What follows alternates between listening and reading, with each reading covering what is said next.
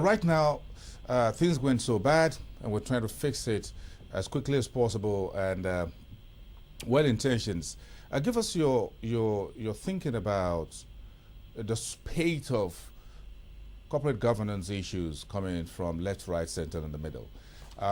Before Lamido came in and before Arumauta came in at SEC, the Dr. Sulaiman's Committee on Capital Market Reform, several hundreds of pages, about 35 recommendations as it were.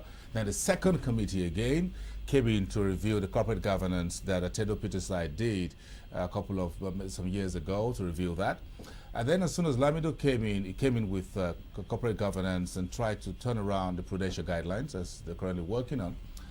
Then Arumauta came in January this year, and now she's talking about regulatory leadership, she's talking about corporate governance. And just as before we get on with that, the finance minister, the Minister of State for Finance, Remi Balola, now came out of somewhere and said, look, hold on, we've got to set up two committees, review the ISA, and draw up a set of corporate governance for the regulators themselves. Too many laws? No, I think there's an obsession with regulation. I think sanitization is totally different from regulation. The reason why you sanitize is because regulation had broken down. And regulation is one thing, enforcement is the other. There are enough regulations in Nigeria, as it were, but enforcement is the weakness. Once rights are not enforced, then there's no point. You might as well write all the rules you want in the world. I was a part of the committee with Dr. Suleiman. There was a comprehensive review of everything. There's no need for any other committee. All you have to do is to go and implement those things and enforce them. There were rules that banks, you cannot borrow money to buy bank shares. And now we hear that people are taking margin loans to buy bank shares. The rules are there. Who approved those shareholdings? Who approved those accounts that were audited by the auditors, submitted by the banks, and the dividends were paid? They went through a regulatory process. So is the rule not there that you must be audited? Is the rule not there that the auditors must be certified? Is the rule not there that the central bank should approve the accounts and that you must publish? Were all these things not bypassed? So if you like, set up more roadblocks, you're just wasting your time. The more roadblocks you have, the more the compromise, the more the bribes, the more the pollution, the more the corruption. So let's not stop deceiving ourselves. The truth is that let's just enforce that which is there instead of just creating layers of bureaucracy. And in fact, this committee, some of these new committees and all of that, are bureaucratic bottlenecks to ensure that reform does not go through. Implement the reform that is there first, and if you have any problems, amend them, rather than creating more and more layers and bottlenecks. Do we need to review the ISA right now? Well, even look, the Constitution, you amend things as time goes on, but it is because of the practice and the outcome that you say, okay, this is not working, then you discuss it and then you go and amend it. If you want to set up paraphernalia of committees and all of that for that purpose, well, be my guest, but that's not going to get you anywhere. Yeah, you're the guest on the show. Yes. Okay, we're just about 20-25 more minutes. Yeah. Let's take a break very quickly.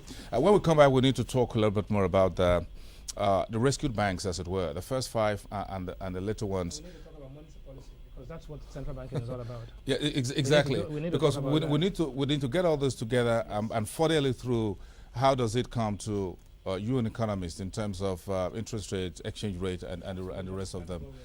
Because at the end of the day, it all comes boiled down to, look, Lamido says, well, the banks have to be responsible for driving the economy. In other words, the horse to drive the cart, and not vice versa. A similar statement was made by Chukwuma Soludo during the bank consolidation that the banks, when they become bigger, fatter, and better, as it were, will be responsive to the needs of the economy. Now, we saw the breaking down of that. It has happened before. Will it happen again? What should Lamido be doing to make sure that it doesn't happen again? In other words, you don't have another central bank governor in another 4 years or thereabout from now who says, well, this was what Lamido says. Sorry, folks, it didn't work out that way. So that we don't travel the same road all over again. We'll be back after the break. Stick around. You're watching special edition of Business Morning with Bismark. and gentlemen, 365 days of Lamido Sanusi as the central bank governor, and he briefed the newly constituted Federal Executive Council a couple of weeks ago, and he stated some of those gains of the reforms in the banking sector, more precisely sanitation, that's taken almost one calendar year. Some of these what we'll discuss next in the second part of the show with Bismark, the Chief Executive Officer at Financial Derivatives. He's an economist and market analyst.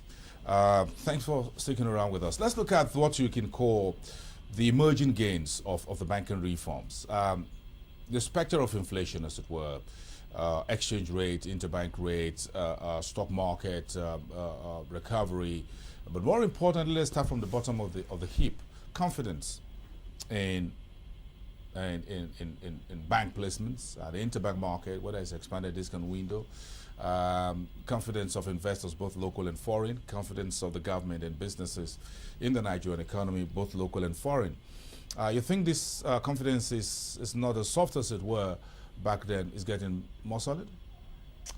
When I was coming to this session, I tried to analyze things, look at it, what it was in June last year and what it is now. Let's start with the good news.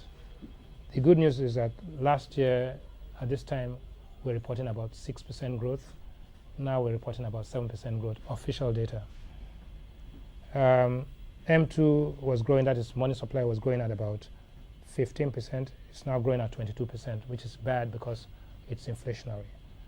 The good news is that lending rates have remained over about 22, now up down to about 21%.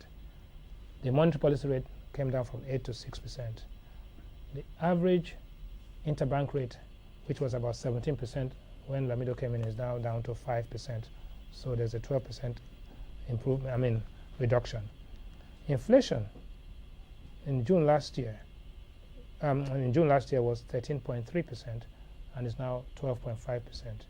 So there's a slight reduction in the annual rate of inflation.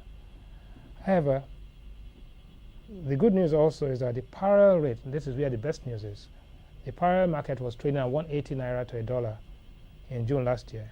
It's now down to 153 naira, which is 15% appreciation in the currency. The official rate was 147 and it's now 149, slight depreciation. There was market segmentation. There were 5 exchange rates prevailing in June last year. There was a cash rate, there was the interbank rate, there was the bureau de change rate, there was bureau de change A and B, there was the official rate, and then there was the forward rate. In all 5 rates, stock market, foreign exchange market segmentation, which is bad, multiple exchange rates.